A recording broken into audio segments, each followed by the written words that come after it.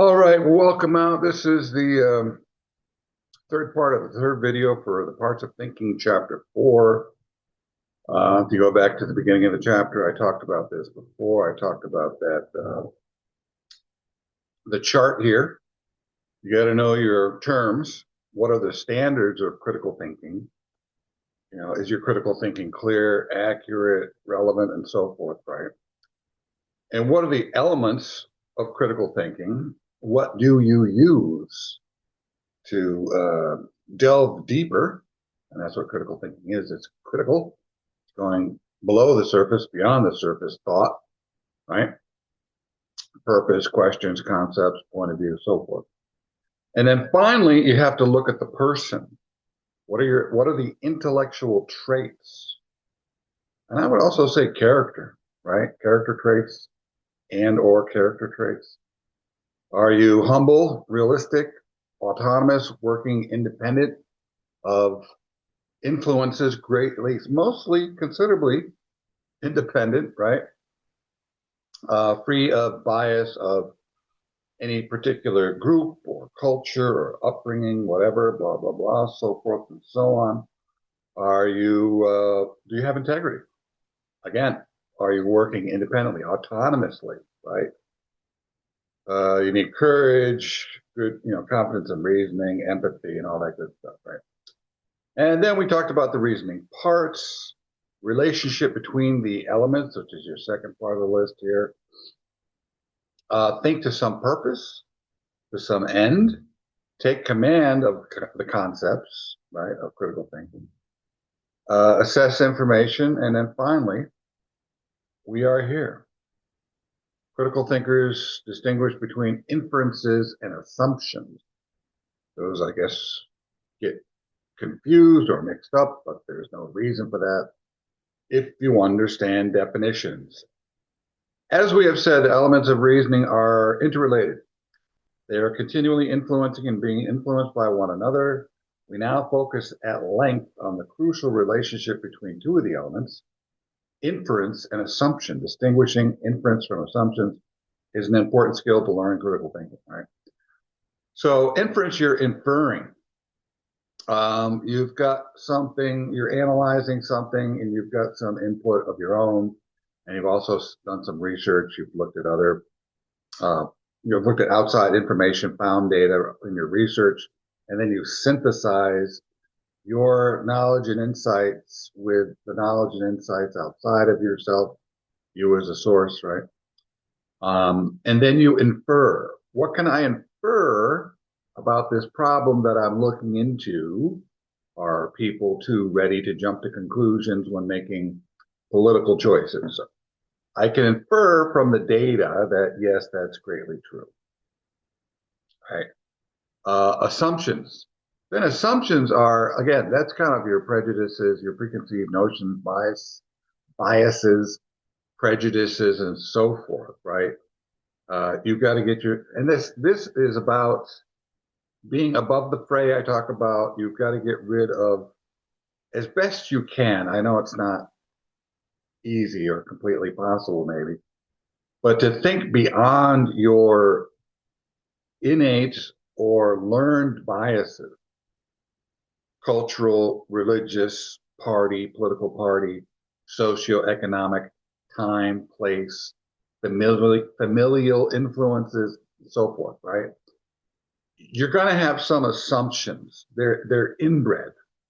Um, Maybe not from birth, but eventually they become inbred through exposure and time, experience, and conditioning.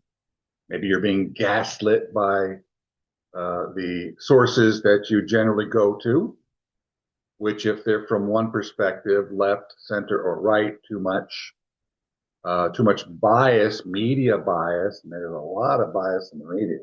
Most of it, 90% of it, leans left. Uh, why is that true? I don't know. Most of education influence leans left. Hollywood leans left. If you haven't noticed this, notice this, right? It's important things to notice. And that's all a part of your critical thinking analysis. We humans, or humans, That's kind of redundant saying we humans, because humans, that's us, we. We humans naturally and regularly use our beliefs as assumptions and make inferences based on those assumptions. We must do this to make sense of where we are, what we are about, and what is happening. Assumptions and inferences permeate, fill the spectrum, right? Our lives precisely because we cannot act without them. We make judgments, form interpretations, and come to conclusions based on our assumptions. Most of us do so blindly, not unconsciously, but subconsciously, right? We really don't look at ourselves honestly, thoroughly, comprehensively, and what we're thinking, why we're thinking what we're thinking, and why do we act the way we act, think the way we think, interpret the way we interpret. Why do we have certain opinions, right? And I'm not necessarily saying change everything, but take a really good look at yourself, right? You have to analyze the instrument, the self, the mind and all its influences, the point of view and all its influences, right? You really have to work on that and free that up. The best thinkers, I follow people on the left, from the center, and on the right. And one thing they have in common is they're all pretty good at being objective, right? Regardless of their preconceived notions and biases and assumptions, right? And remember, you infer from your assumptions, right? So quickly and automatically do we make inferences that we do not, without training, notice them as such. That's basically what I said in a very succinct way, right? That's it. That's what I said in one sentence. Important to critical thinking is the art of bringing what is subconscious, there it is, in thought to the level of conscious realization, not unconscious. Unconscious stuff is stuff that's buried down there in your psyche, probably because of trauma, right? And if it needs to be uncovered, it's something that probably you have to get outside help with there. You know, like some psychologist, psychiatrist. We're not talking about that. We're just talking about the safer, more manageable subconscious stuff. This includes the skill of identifying and reconstructing the inferences you make, so the various ways by which you shape your experiences become increasingly apparent to you, right? So this skill enables you to separate your experiences into two categories. The raw data of our experiences and your interpretation of those data or that data, right? Key point, right? Eventually, you have to realize that the inferences you make are heavily influenced by your point of view and the assumptions you have made about people and situations. This enables you to broaden the scope of your outlook to see situations from more than one point of view and hence to become more open-minded. And that's what I'm talking about when you're above the fray. You're more autonomous, independent. You're more objective. You're more open-minded, not being swayed or biased by any socio-political, economic, time-based, familial-based, preconceived, conditioned, gaslit, maybe, notions, right? Again, tough to do, but that's a critical thinker. And the best thinkers are critical thinkers. You know, we need those people who are honest thinkers, moral thinkers, ethical thinkers, clear thinkers, right? Not cloudy thinkers. As a developing critical thinker, you want to notice the inferences you make, the assumptions upon which you base those inferences, and the point of view you are developing about the world. To do this, you need lots of practice in noting your inferences and then figuring out the assumptions that lead to them. So true. As the authors of your text have stated, And I've stated many times over and again, this is a skill set that is not something that you're going to come to easily or readily, right? It's going to be difficult. It's going to be a challenge. It's going to be cumbersome. At times, it may be painful. You know, I've got to be brutally, honestly painful with myself.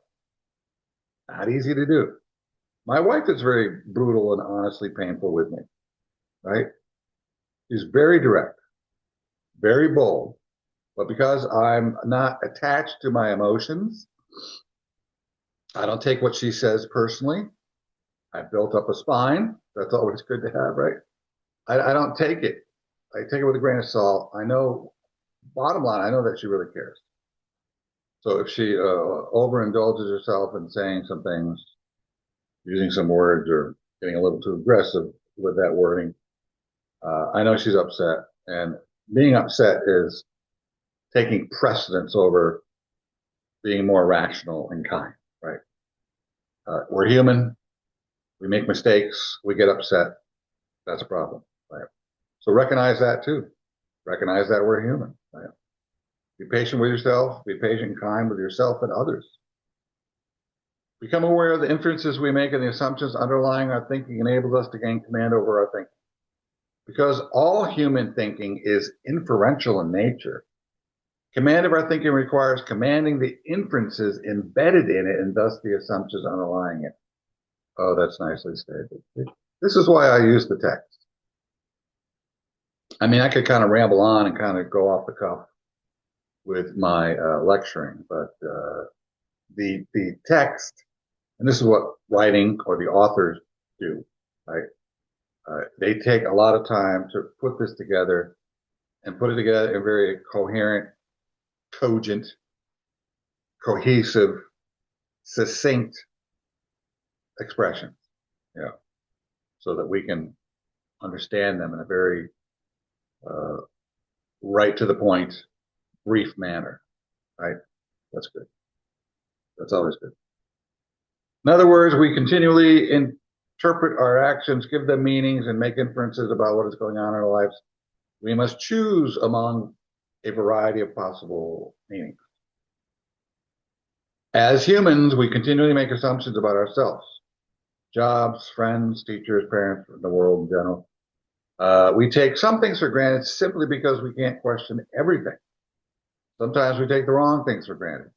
That's another thing. We're limited, we're lazy, we're impatient, we don't know, and sometimes we get frustrated and just go, whatever, blah, blah, blah, blankety blank.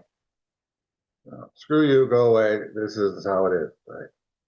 And we just lose patience and don't want to work that rationally or take the time to really get down to the core of things, right? So here's some kind of a chart you can work your ideas through. Like here, what do we got?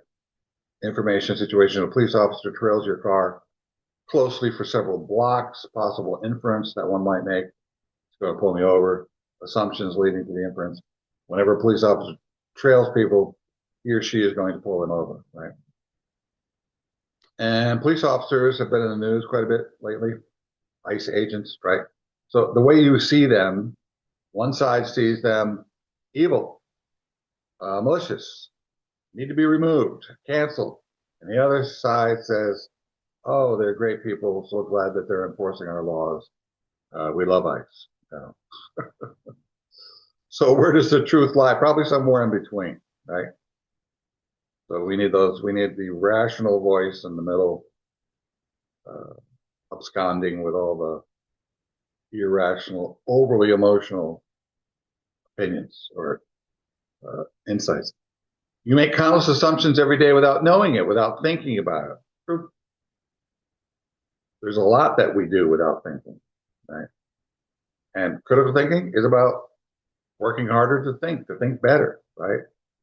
More accurately, more logically, more with greater reason, right? As you become more and more skilled in identifying your inferences and assumptions, you become increasingly skilled in questioning the extent to which any one of your assumptions is justified. In short, we all make many assumptions as we go about our daily lives, and we should be able to recognize and question them, right? So don't get all emotionally wrapped up in something like hate or spite for a particular group, individual, I don't know, whatever it is, right? Sports franchise, athlete, right? What's the rationale behind that hate? Maybe some of it's justified. I don't know, maybe. But more times than not, it's not. So be careful. Be an adult. Don't be a petulant child the rest of your life. We need adults. There's not enough adults in the world. We need more of them. Join the adult ranks. Thank you very much. People often fail to successfully think through the implications of a situation, problem, decision. Sadly, negative consequences often follow. So true, right? In any situation, three kinds of implications may be involved: possible, probable, and necessary ones, right? Every time, here's an example, every time you drive your car, one possible implication is that you could have an accident. If you drink heavily and drive fast, very fast, on a crowded roadway in the rain, you see where this is going, right? One probable implication is that you'll have an accident. If you are driving fast on a highway when the brake fluid drains completely from your brake cylinders and another car immediately in front of you comes to a quick stop, one inescapable implication, consequence, is that you will have an accident since brake fluid is required to start your car. We reserve the word consequences for what actually happens in a given case. In short, a consequence is what in fact occurs in some situation. If you are skilled at identifying, making sound inferences about possible, probable, inevitable implications, you can take steps to maximize positive consequences and minimize negative ones, right? Don't drink and drive. Better yet, don't drink. I don't drink at all. I don't do drugs at all. I avoid a lot of things. I avoid certain people. I avoid certain events, locations, locales, and other things. I avoid certain things on the internet. I avoid certain things coming in through my eyes, through my ears, through my senses, through my mouth, right? All for the better, hopefully, right?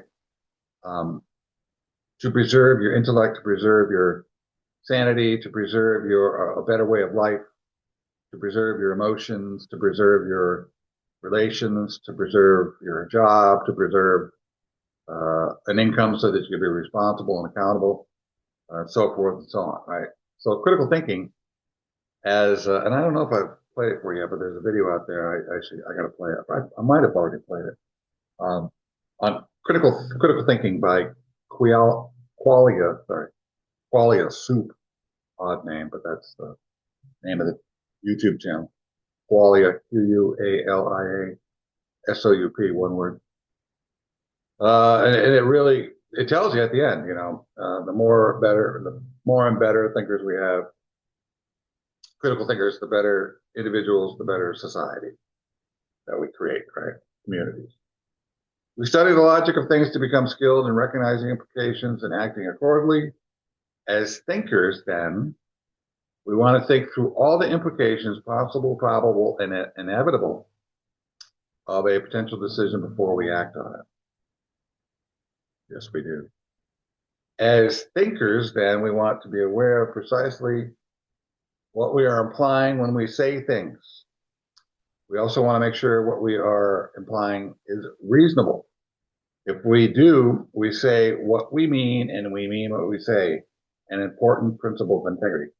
Oftentimes, people will open their mouths and say things very sloppily, very incompletely, very illogically, poor in its diction or word choice, sentence structure, logic, connections, support, oftentimes, a lot of times not based in reality, not thought through, not systematically or systemically understood, right? So a lot of what people say and a lot of how people think is very ineffective right? Thus, the reason why a lot of people have a tough time with life. Sorry. Having a good life, having a fulfilling life, responsible, accountable, so forth and so on, it takes work. No shortcuts. Sorry, it takes work. Just as the language we use in communicating has implications, the way we say things has implications. Just as we may fail to notice the implication of a situation or what we say, we also may fail to notice the implications of what others say, right? Actually, we probably do less of that than we do failing to understand the implications of what we say, right? We're so ready to listen and to point a finger out there that a lot of times we don't self-examine, right? And that's a big problem. As I've said before, we are often our own worst enemy. People often fail to infer precisely what others are and are not implying in their use of language. People often read things into what is being said, inferring more than what is being implied, right? Yes, yes. Online, since I'm online, I meet a lot more people online than offline. It's easier to do, right? They're readily accessible right there. If you want to meet people offline or outside, you got to travel somewhere, right? Probably you're not going to just go to the mall or start walking around and talking to people. They're kind of look at you kind of odd. But on social media, they expect to have people engage. So, anyways, a lot of people, they'll look at something. I've seen this happen a lot. There's a video and there's something going on in the foreground that's very important. But all of a sudden, people will pick some very minute, inconsequential, insignificant, irrelevant thing going on in the background. Look at the guy on the left, and then they infer he's thinking this. Are you a mind reader? How do you know what anybody is thinking at any given time, right? Especially some stranger, usually on a very short clip, and they're interpreting what they think that person is saying just by the look on that person's face for a very brief moment, right? Wow, you must be some type of really highly trained, highly perceptive, insightful speech and face recognition expert, right? But even those people are wrong frequently. One of the most challenging elements to master is point of view. Yes, true. On the other hand, it is highly intuitive to most people that when we think within a point of view. On the other hand, when we ask people in the midst of reasoning through something to identify, explain their point of view, they're likely to begin expressing anything and everything they're thinking about. It becomes clear that most people do not have a clear sense of how to identify someone's point of view, including their own. So if you say, I'm a Democrat, what does that mean? You really know. I know what it means. Or to be a Republican, a conservative, right? A liberal, leftist. What's the difference between liberal and leftist? Or are they the same? Right? What is a fascist? You hear that term being thrown around a lot, right? What are the what are other terms thrown around? Socialism, communism, Nazism, free markets, open markets, free markets actually, capitalism. What do those terms really mean? The soul, the soul, SOUL. What is that? Love. What is the definition? What do you mean by love? Right? There's a book called The Art of Loving by Eric Fromm, and I've had my students read that. And he breaks down love into many definitions or sub definitions, maybe a dozen or so, right? So a lot of gray area in those terms. Let's begin by recognizing our point of view as many potential sources. And this is kind of what I've already mentioned, right? Time, place, culture, religion, gender, discipline, profession, peer group, economic interest, emotional state, social group, age group, right? We can look at the world through what? A point in time, 16th, 17th, 18th, 19th century culture, Western, Eastern, Japanese, French, whatever. Religion, Buddhism, Christianity, and so forth. Sexual orientation, profession, through a discipline, right? Peer group, an economic interest, emotional state, age group. And sometimes we don't just have one of these points of views, but maybe two or three or four of them overlap. And we use them in varying levels of importance or significance, right? Maybe at one point we look at what's going on through culture, religion, our profession, and peer group. Then peer group is at the top in this particular occasion. Another occasion, it's culture. Another occasion, it's religion. So it's very complex. It's multifaceted, right? It's manifold. You know what a manifold is in a car? Many, multifaceted, right? Many layers, like Shrek, yeah, right? Ogres have many layers, donkey. Well, so do people, or our points of view do, right? Your primary point of view reflects some combination of these dimensions. As I said, unfortunately, most of us are little aware of the extent to which these factors shape our viewpoint. People do not tend to say, this is how I see it from the point of view of fill in the blank or blanks. In other words, our minds tend to view our perceptions of our experience as absolutes rather than one possible interpretation. We usually fail to see that we tend to be partial in how we look at things. This is not an argument for intellectual relativity, or it's like moral relativity, right? That's kind of a shifting concept of what is moral, right? Move those goalposts. Well, this is a moral problem when you do it, you opposite party. Oh, when we do it, it's different. That's fine. Our party can do it. We're more moral, even though it seems immoral. We know what we're doing with being immoral. I don't know what they're thinking, right? So it gets kind of sloppy and silly and ridiculous like that, right? Not an argument for intellectual relativity, the self-refuting view that everything is relative and therefore nothing can be proved, right? Looking at things from some point of view should not negate our ability to distinguish accurate from inaccurate statements. Doctors look at patients from the point of view of medical health, and that does not make their diagnosis relative or arbitrary, right? But even doctors get things wrong. My doctor, I had some health problems, about a year and a half of pretty debilitating health problems. And his inference, from his point of view, he inferred that it was a particular problem. I knew because I'm living in here, right? Even though he's got a lot of expertise, he's dealing objectively with a lot of subjective patients, right? And those patients who are more in tune with themselves might override what the doctor has to say. And I felt that what was going on was answer B, not answer A, which he gave, right? And as more time passed, it became more and more obvious that I was right. I never said anything to him.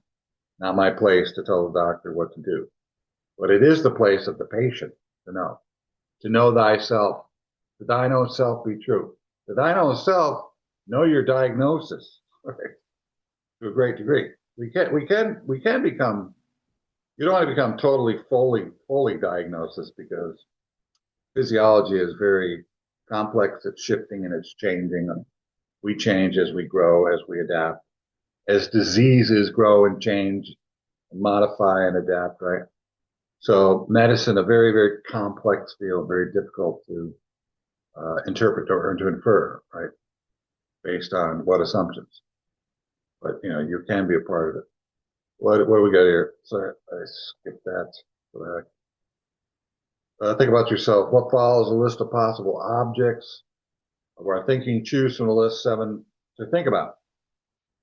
I would suggest you do some of these exercises, right? They really help you learn the material and then work through the material, right?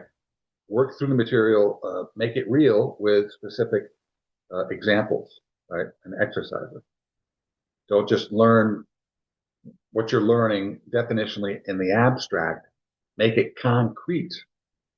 By taking that abstract or those relatively vague definitions and terms and terminology and make them real, make them concrete through specific examples, situations that you would go through in life, right? Specific, tangible, relevant, meaningful situations. Then identify how you would look at each from one point of view. For example, you might decide when I look at people, I see a struggle to find happiness. Right? So there's a point of view. All people are generally depressed. All people are generally evil. All people are generally happy. All people are generally good. None of those are true. As soon as you say all people are, you're wrong, because people are too complex, right? You might say people are mainly, it seems, it appears, through my experience, considerable experience, background, and research, and what many experts and science and empirical fact-based data states that more likely than not, see what I'm doing? Preponderance of evidence, more likely than not, people are fill in the blank. There you go. That's critical thinking. Just based on a feeling, where they say facts don't care about your feelings. I've always felt without thinking whatsoever or researching whatsoever, just going with my feelings. Whoa. Right? That's not critical thinking. That's a child. That's how children think, right? Or don't think. They just feel. When I look at the healthcare system, I see a system that does not provide adequately for the poor. Now, is that true? Or is that just what you see? With preconceived, prejudiced, biased blinders on, right? I've had 3, 1, 2 bad experiences. Therefore, the whole system is slanted in this direction because of my 3 experiences. Forget the other hundreds of thousands or millions of other experiences that people have out there. Recency bias, subjective bias, right? Careful, be very, very careful, right? Once you write your sentence, see if you can characterize further what you said explains your point of view. That's good. I like that exercise. Right? When I look at life, men, women, teaching, mathematics, power, television, computers, quite a good list of choices, a variety of choices. When I look at teaching, that's what I do, right? When I look at teaching, I see, from my point of view, a lot of problems, right? A lot of problems, K through college. Maybe not primary, we'll go secondary, high school, secondary, higher education. And I can give you, I can show you the research. I can give you 25 years of experience that confirms a lot of what the research is saying, and I agree with. Right? So that's good. There you go. That's what they're doing there, right? We doing almost done? Yeah, I think we're done pretty much. Point of view of a critical thinker. When these thinkers read, they see the text as a written representation of the author's thinking. Critical readers strive to enter the writer's point of view. Very true. That's good. That's right. Reconstructing the author's thinking in their own minds. Where is the author coming from? What is their filter? What are they filtering what they see through? What discipline are they teaching in? How old are they? What culture do they come from? What country do they come from? My wife comes from Colombia, and her perspective on things, Americana, American, much different from a lot of Americans. It's interesting how foreigners who come to this country see America and Americana much more clearly than Americans who grow up here. They kind of get blinded, right? When you have a different perspective, and then you come into a new culture, country with that perspective, seeing America from the outside, right? Then you get on the inside. That's, I don't want to say totally different, but it can be and usually is considerably different. See how I qualified it? Critical thinker, correct? Then from those who grow up here. Some of my best students that come from Asia, the Middle East, Latin America. There's a lot of students, American students, who are wanting or lacking. And my wife says maybe it's because they're too spoiled. In my country, right? She says, when I grow up, we grew up in Colombia, right?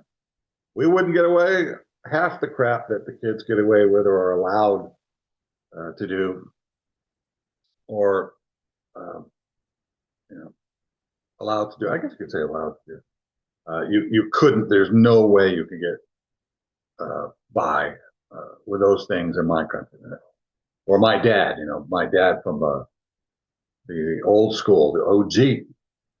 A lot of things growing up that his educators did that are different. I don't want to say totally, but considerably different from how education functions, operates. Right. Critical readers strive to enter the writer's point of view, recognize their author's thinking in their own minds. When critical, that's kind of like that's a very ethical, very giving, very open-minded way of doing it.